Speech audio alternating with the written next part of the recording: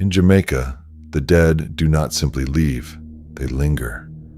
For 3 days after the body is buried, 3 days exactly, the spirit of the person who died remains close. Close to the house, close to the family, close to everything it knew in life. This is not a metaphor for grief. This is instruction. For those 3 days, you do not leave the mirrors uncovered. You do not sweep the house. You do not call the name of the dead carelessly, because they can still hear you. And if you are not careful, if something goes wrong in those 3 days, the spirit does not move on. It stays. That staying spirit, that force that refuses to cross, is what Jamaicans call the Duppy.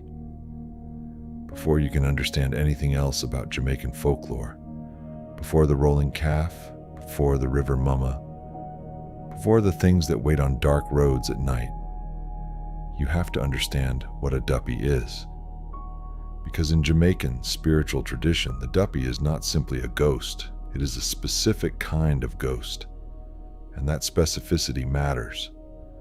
When a person dies in Jamaican belief, the soul does not travel as one thing, it separates. One part, the part connected to God, to goodness, to whatever the person built in their life.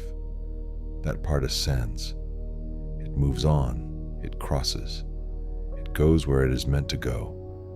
But the other part, the part connected to the body, to the earth, to the life that was lived here, that part lingers. This is why the 9-night tradition exists. 9 nights of prayer, singing, and gathering after a death in Jamaica. The community stays close, not just to comfort the living, but to guide the dead, to give the spirit what it needs to let go. Because a spirit that is not sent off properly, a spirit that dies with unfinished business, with rage, with something it cannot release, does not go. There are different kinds of Duppies in Jamaican tradition, and understanding the difference matters, because not all of them mean you harm. Some Duppies stay because they are confused. Death came suddenly, violently, without warning. The spirit does not understand what has happened. It wanders familiar places looking for the life it was pulled out of. These Duppies are not malicious, they are lost. But a lost thing in the wrong place at the wrong time can still do damage. Then there are the Duppies that stay because they choose to, because they died with something unresolved, a wrong never righted, a betrayal never answered, a love never released. These are the ones that come back with intention, that stand at the foot of the bed, that call your name in a voice you recognize, from a face that is no longer here. These are the ones you do not want to see. And then, in Jamaican tradition, there's the third kind, the most dangerous kind, the Duppy that was sent. Because in Jamaica, and across the wider Caribbean, the dead can be called, summoned, directed, given a task. There are people, there have always been people, who know how to work with that power, who know the right words, the right offerings, the right place to stand at the right hour of the night. These practitioners, called Obeah men or Obeah women in Jamaican tradition, could take a Duppy that had not yet crossed and bind it, give it a target, send it to do what they were paid to have done. This is where Jamaican folklore stops being a bedtime story and starts being something else entirely. Obeah is not fiction. It is a living spiritual practice, one that survived colonization, survived criminalization, survived every attempt to stamp it out. And in the Caribbean, the line between belief and reality has always been thinner than outsiders understand. In Jamaica, there are signs that tell you a Duppy is near, not dramatic signs, quiet ones. A sudden cold in a warm room, the temperature dropping with no reason in a country where the air is almost always warm, is the oldest sign that something has entered the space. Dogs know before people do. A dog that stops at a threshold and refuses to enter. A dog barking at an empty corner. A dog that presses itself to the ground for no visible reason.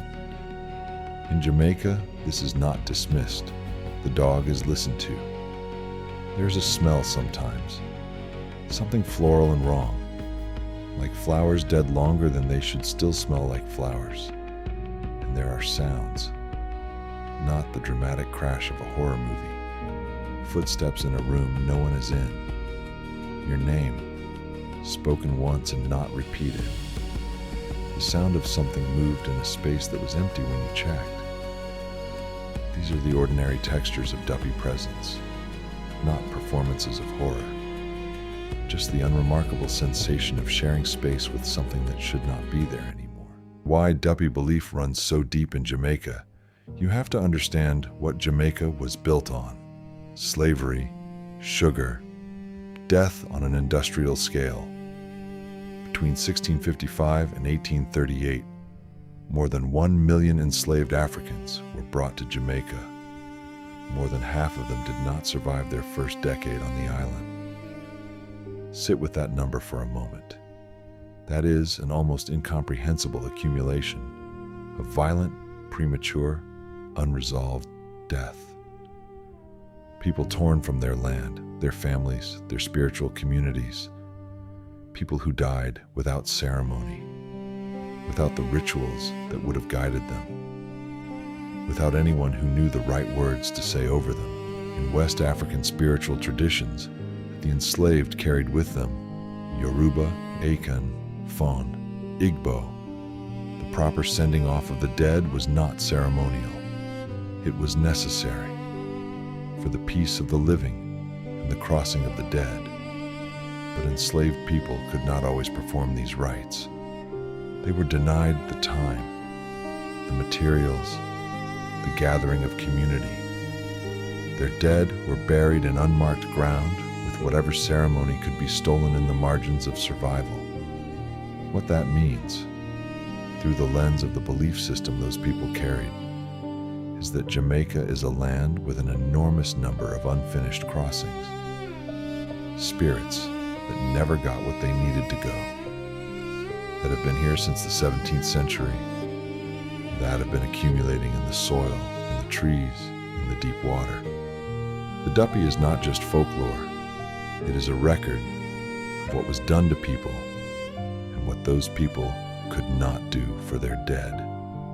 Duppies are drawn to specific places, and the most feared of those places is the cotton tree. These ancient trees, some of them hundreds of years old, are considered dwelling places of Duppies in Jamaican belief. Their roots erupt from the earth like grasping hands, their canopy so dense it swallows light whole. They are understood to be thresholds, places where the boundary between the living world and the spirit world becomes thin enough to cross. Communities in Jamaica, for generations, would not cut down a cotton tree, would not build near one, would walk the long way around rather than pass beneath one after dark. This is not superstition passed down carelessly. This is accumulated knowledge carried through generations of people who paid close attention to what happened when the rules were broken. There are stories still told in rural Jamaican parishes of developers who cleared cotton trees for construction, workers who fell ill without explanation, equipment that failed repeatedly on otherwise functional sites. The trees are still standing in those stories. Beyond the cotton tree, cemeteries carry their own weight. The spirit of the first person buried in any cemetery is said to become its guardian, watching over all who come after, growing stronger with every burial that follows. You do not enter a Jamaican cemetery carelessly. You acknowledge what is there. You state your purpose. You do not linger after dark. In Jamaica, protection from Duppies is not left to chance. Rum is poured at the threshold, an offering and a boundary. The duppy receives something, and in receiving it, the transaction is complete. It has been acknowledged. It does not need to take more.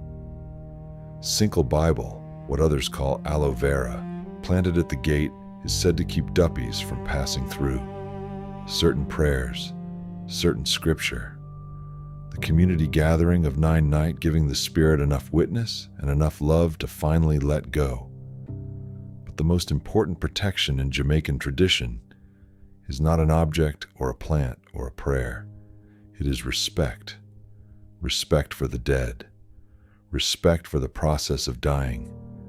Respect for the traditions that exist to manage the boundary between this world and whatever lies beyond it. A duppy that is honored does not linger with anger. A duppy that is properly sent does not need to stay. It is the ignored ones, the dismissed ones, the ones denied their proper crossing. Those are the ones that remain.